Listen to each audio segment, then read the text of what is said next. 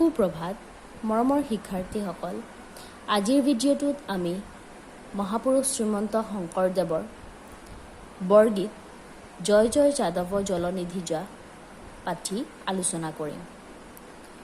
গতিকে এই বৰগীতটি আলোচনা কৰাৰ আগতে মহাপুৰুষ শ্ৰীমন্ত শংকৰদেৱৰ কথা সবিশেষ জানি লওঁ।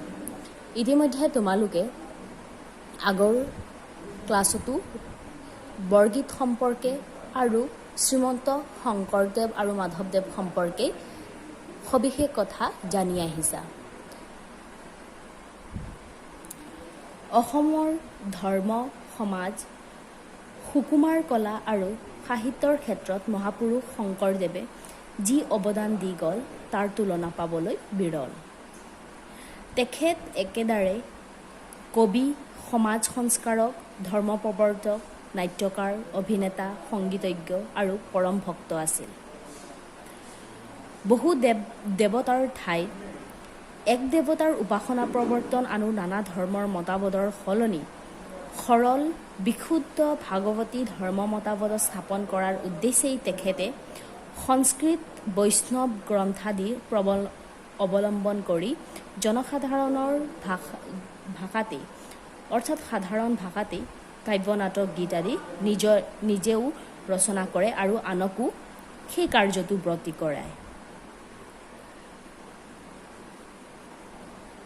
সেয়ে শংকৰদেৱক নৱবৈষ্ণৱ ধৰ্মৰ প্ৰৱৰ্তক বুলিও আমি জানো। বৈষ্ণৱ সেইবাবে অসমীয়া সাহিত্যৰ যিটো বৈষ্ণৱ সাহিত্য আছিল সেই সাহিত্যক শংকৰী যুগ বুলিও নামকৰণ কৰা হৈছে। আজি ভিডিঅ'টোত শ্ৰীমন্ত শংকৰদেৱৰ বিষয়ে বেছি কথা উল্লেখ নকৰোঁ, মাত্ৰ তেওঁৰ গ্ৰন্থাদিসমূহৰ কথাহে উল্লেখ কৰিম। অসমৰ এগৰাকী যুৱশ্ৰেষ্ঠ পুৰুষ আছিল আমাৰ শ্ৰীমন্ত শংকৰদেৱ। অসমত বসবাস কৰা বিভিন্ন জাতি জনগোষ্ঠীৰ লোকসকলক একত্ৰিত কৰাৰ উদ্দেশ্যে আৰু নৱবৈষ্ণৱ ধৰ্ম বিশেষকৈ নৱবৈষ্ণৱ ধৰ্ম প্ৰচাৰ কৰাৰ কাৰণে তেওঁ আহুপুৰুষাৰ্থ কৰিছিল। সেই নৱবৈষ্ণৱ ধৰ্ম প্ৰচাৰৰ বাবে তেওঁ দুটা মাধ্যম গ্ৰহণ কৰিছিল, এটা হ'ল ধৰ্ম আৰু আনটো হ'ল সাহিত্য। তেওঁ অসমত নৱবৈষ্ণৱ ধৰ্ম প্ৰচাৰ কৰি সমাজখনৰ অস্পৃশ্যতা অন্ধবিশ্বাস দূৰ কৰিবলৈ প্ৰয়াস কৰিছিল। ধৰ্ম প্ৰচাৰৰ অনুষংগ হিচাপে তেওঁ সুললিত ভাষাৰে অৰ্থাৎ সহজ সৰল ভাষাৰে সকলোৱে যাতে বুজি পোৱা ভাষা এটাক তেওঁ সাহিত্যৰ মাধ্যম হিচাপে বাছি লৈ পেলাই গীত নাটক কাব্য আদি ৰচনা কৰিছিল। আৰু তেওঁৰ সেই গীতসমূহ সাহিত্যৰাজিসমূহ আছিল কাব্যসমূহৰ ভিতৰতে হৰিচন্দ্ৰ উপাখ্যান, ৰুক্মিণী হৰণ, বলিচলন, অমৃত মন্থন, অজামিল উপাখ্যান আৰু কুৰুক্ষেত্ৰ।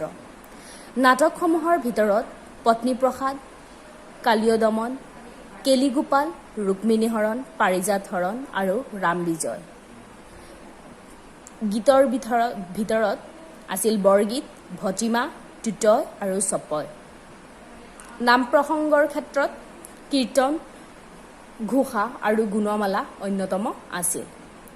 ভক্তিতত্ত্ব প্ৰকাশক গ্ৰন্থসমূহৰ ভিতৰত আছিল ভক্তি প্ৰদীপ, ভক্তি ৰত্নাকৰ, নিমি নৱসিদ্ধ সংবাদ আৰু অনাদি পাতন। ভক্তি ৰত্নাকৰ কেৱল সংস্কৃত ভাষাতহে ৰচনা কৰিছিল। অনুবাদমূলক গ্ৰন্থসমূহৰ ভিতৰত আছিল ভাগৱত, উত্তৰাকাণ্ড, ৰামায়ণ।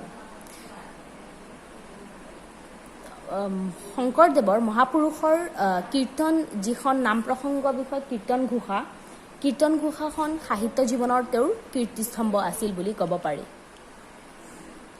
তেওঁৰ সাহিত্যৰাজি অসমীয়া সাহিত্যৰ ভেটিস্বৰূপ।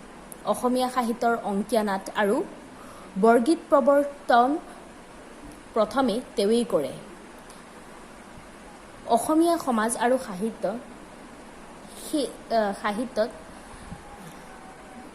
জাউতিযুগীয়া সম্পদেৰে তেওঁ সেইজনা মহাপুৰুষে 1919 চনতে ইহলীলা সম্বৰণ কৰে। এতিয়া আহোঁ পাত্ৰী নিৰ্বাচন কৰাৰ উদ্দেশ্যনো কি সেই সম্পৰ্কে জানিলোঁ। যে শ্ৰীমন্ত শংকৰদেৱে নৱবৈষ্ণৱ ধৰ্ম প্ৰচাৰ কৰাৰ বাবে শ্ৰীকৃষ্ণৰ মহিমাযুক্ত বেদ উপনিষদসমূহৰ মৰ্মাৰ্থপূৰ্ণ কিছুমান ভক্তিতত্ত্বমূলক গীত ব্ৰজাৱলী ভাষাত ৰচনা কৰিছিল আৰু সেই ব্ৰজাৱলী ভাষাটো আছিল এক কৃত্ৰিম ভাষা। সংস্কৃত ভাষাৰ লগতে অসমীয়া মৈথিলী আদি কেতবোৰ ভাষাৰ সংমিশ্ৰণতে জনসাধাৰণে বুজিব পৰাকৈ এক সাৱলীল ভাষাৰ সৃষ্টি কৰিছিল আমাৰ মহাপুৰুষ শ্ৰীমন্ত শংকৰদেৱে আৰু সেইবাবে সেই ভাষাক ব্ৰজাৱলী নাম দিয়া হৈছিল। এই গীতবোৰ নিৰ্দিষ্ট ৰাগ তালত বন্ধা আছিলে। শংকৰদেৱৰ প্ৰিয় শিষ্য মাধৱদেৱে গুৰুজনাৰ আজ্ঞা শিৰোধাৰ্য কৰি এই গীতসমূহক কিছুমান ৰচনা কৰিছিল আৰু সেইবাবে তেওঁৰ পৰৱৰ্তী কালত তেওঁৰ শিষ্য প্ৰশিষ্যসকলে মহাপুৰুষ শ্ৰীমন্ত শংকৰদেৱ আৰু মাধৱদেৱৰ দ্বাৰা ৰচিত গীতসমূহক বৰগীত নামেৰে নামকৰণ কৰিছিল।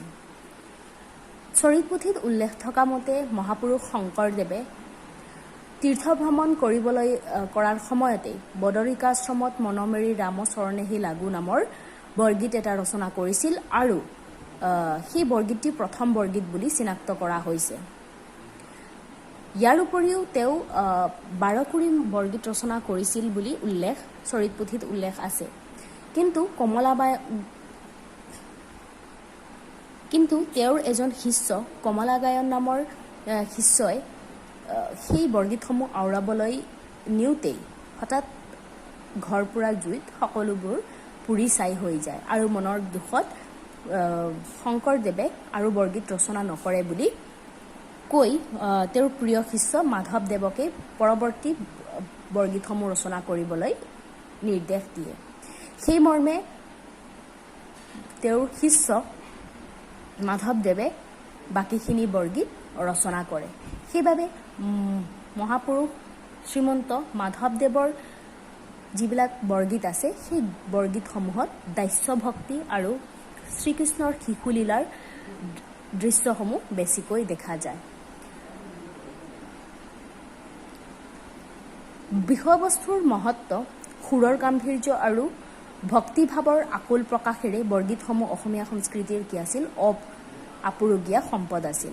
এনে মহত্বপূৰ্ণ অসমীয়া সংগীতৰ বিষয়ে এটি আভাস দিয়াৰ উদ্দেশ্যে বৰগীতনো কি, কিয় এই গীতসমূহক বৰগীত আখ্যা দিয়া হৈছে আৰু মহাপুৰুষ শ্ৰীমন্ত শংকৰদেৱে বৰগীতসমূহ কিয় ৰচনা কৰিছিল, ইয়াৰ উদ্দেশ্যনো কি আছিল, সেই সম্পৰ্কে আভাস দিয়াৰ উদ্দেশ্যে তোমালোকৰ পাঠ্যক্ৰমত এই বৰগীতটো অন্তৰ্ভুক্ত কৰা হৈছে। বৰগীতটো হৰিনাৰায়ণ দত্তবৰুৱাৰ সম্পাদিত বৰগীত নামৰ গ্ৰন্থখনৰ পৰা লোৱা হৈছে। এতিয়া তোমালোকৰ প্ৰায়ে প্ৰশ্ন আহি যায় যে বৰগীতটো কোনটো গ্ৰন্থৰ পৰা লোৱা হৈছে, তেতিয়া কি লিখিব লাগিব? বৰগীতটো হৰিনাৰায়ণ দত্ত বৰুৱাৰ সম্পাদিত বৰগীত নামৰ গ্ৰন্থখনৰ পৰা লোৱা হৈছে।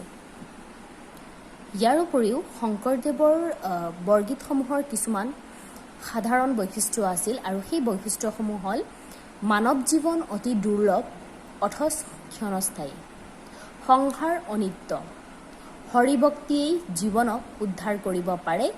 এই ভাৱধাৰা তেওঁৰ বৰগীতসমূহত ভাষ্যমান হৈ উঠিছে বুলি ক'ব পাৰি। এয়া আছিল শংকৰদেৱৰ বৰগীতৰ প্ৰধান বক্তব্য। যিহেতু বৰগীতটো ব্ৰজাৱলী ভাষাত ৰচিত, গতিকে বৰগীতটো আলোচনা কৰাৰ আগতে ইয়াৰ কিছুমান কঠিন শব্দাৰ্থৰ কথা আমি প্ৰথমে জানি লওঁ। ইয়াৰ পাছতহে বৰগীতৰ বিষয়ে আলোচনা কৰিম। প্ৰথমে কি কৈছে? জলনিধি। জলনিধি মানে হ'ল সাগৰ, জল পানী, আৰু নিধি মানে হ'ল আকৰ ভাণ্ডাৰ, পানীৰ ভাণ্ডাৰ বা এতেকে সাগৰ বুলি ক'ব পাৰি। আৰু জলনিধি যা মানে লক্ষ্মী। জলনিধি যা আমাৰ প্ৰথম বাক্যটো জলনিধি যা শব্দটো আছে। জলনিধি যা শব্দটোৰে লক্ষ্মীৰ কথা বুজোৱা হৈছে। জলনিধি অৰ্থাৎ সাগৰত জন্ম যাৰ সি জলনিধি যা অৰ্থাৎ জলনিধি যা হ'ল সাগৰত জন্ম লাভ কৰা যি জন্ম লাভ কৰে তাক জলনিধি যা বুলি কোৱা হয়। আৰু দেৱাসুৰে লগ লাগি সাগৰ যেতিয়া মন্থন কৰা হৈছিলে সেই সাগৰ মন্থনত দেৱাসুৰৰ মাজত যি যুদ্ধ হৈছিল সেই যুদ্ধত আমাৰ সাগৰ মন্থন কৰোঁতে লক্ষ্মীৰ কি হৈছিল উৎপত্তি হৈছিল। সেইবাবে লক্ষ্মীক সাগৰৰ কন্যা বুলি কোৱা হয়। লক্ষ্মীক সাগৰৰ কন্যা বুলি কোৱা হয়। আৰু জলনিধি যা শব্দটোৰে লক্ষ্মীৰ কথা ইংগিত কৰিছে। ইয়াৰ পিছত চোৱা ধৱ মানে হ'ল পতি স্বামী। জলনিধি যা ধৱ মানে লক্ষ্মীৰ পতি অৰ্থাৎ শ্ৰীকৃষ্ণৰ কথা কোৱা হৈছে। ধাতা মানে হ'ল নাৰায়ণ। শ্ৰুত মানে শুনা শ্ৰৱণ কৰা। অন্য অৰ্থ শ্ৰুত মানে হ'ল বেদসমূহ। বেদসমূহকো শ্ৰুত বুলি জনা যায়। শ্ৰুতমান হ'ল শুনা বা শ্ৰৱণ কৰা মাত্ৰকে। অন্য অৰ্থাৎ বেদ পৰ্যন্তকেই শ্ৰুত মাত্ৰা বুলি অখিল মানে হ'ল পৃথিৱী। ত্ৰাতা মানে হ'ল উদ্ধাৰ কৰোতা। শ্ৰুত মাত্ৰা শিলত্ৰাতা হ'ল শুনা বা শ্ৰৱণ কৰা মাত্ৰকেই পৃথিৱীৰ সকলোকেই উদ্ধাৰ কৰোতা। আন অৰ্থত বেদক উদ্ধাৰ কৰোতা অৰ্থাৎ যাৰ নাম স্মৰণ এইটো অৰ্থ ইয়াকে বুজোৱা হৈছে যে যাৰ নাম স্মৰণত পৃথিৱীৰ সকলো জীৱৰ পাপ নাশ হৈ সকলোৱে মুক্তি লাভ কৰিব পাৰে। সকলোৰ উদ্ধাৰ কৰোতা অৰ্থাৎ আমাৰ ভগৱান বিষ্ণু বা শ্ৰীকৃষ্ণৰ কথাকে বুজোৱা হৈছে। সিদ্ধি মানে হ'ল কামনা পূৰণ হোৱা। মুকুতি হ'ল মুক্তি। বৈষ্ণৱ আদৰ্শত ভক্তৰ পৰম কাম্য হ'ল মুক্তি। জগজন জীৱন জগতৰ সকলোৰেই জীৱনস্বৰূপ।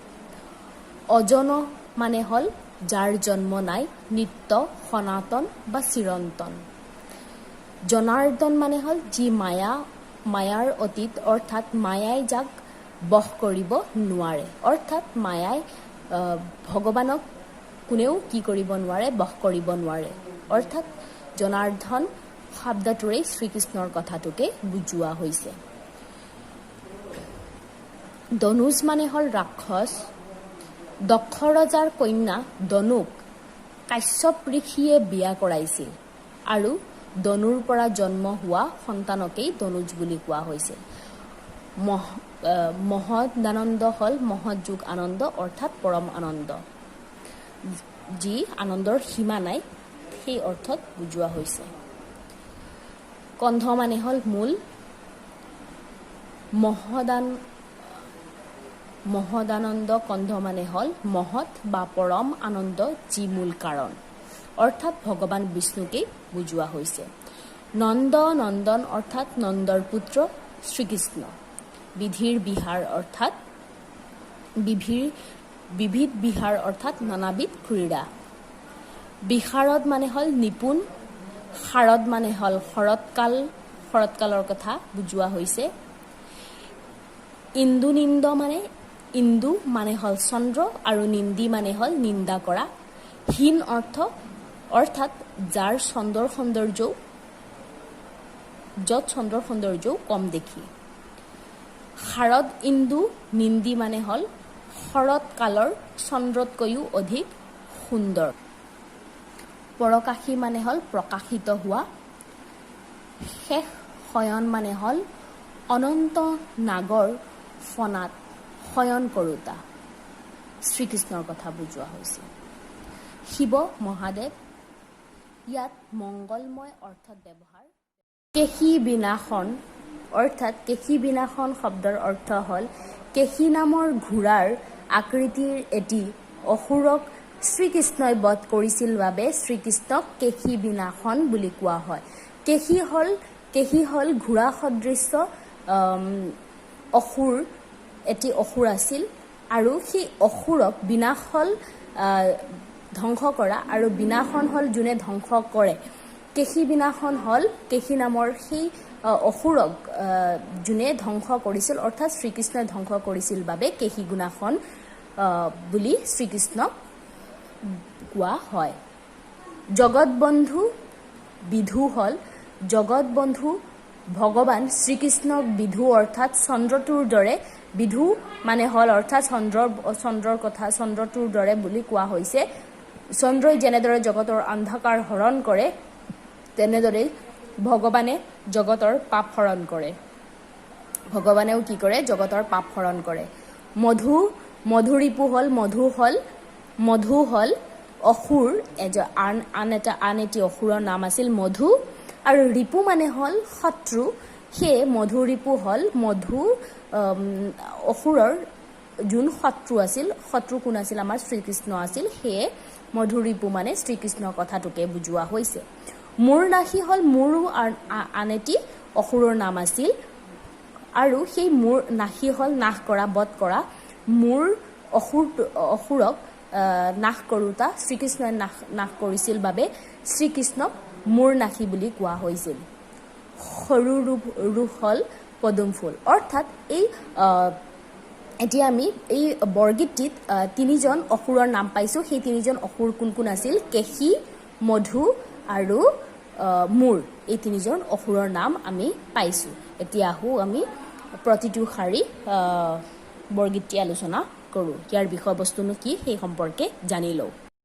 বৰগীতটি আখুৱাৰী ৰাগত বন্ধা হৈছে। যদি তোমালোকৰ আহে যে জয় জয় যাদৱ জলনিধি যা বৰগীতটি কি ৰাগত বন্ধা হৈছে, তেতিয়া কি লিখিব লাগিব? আখুৱাৰী ৰাগত বন্ধা হৈছে বুলি লিখিব লাগিব।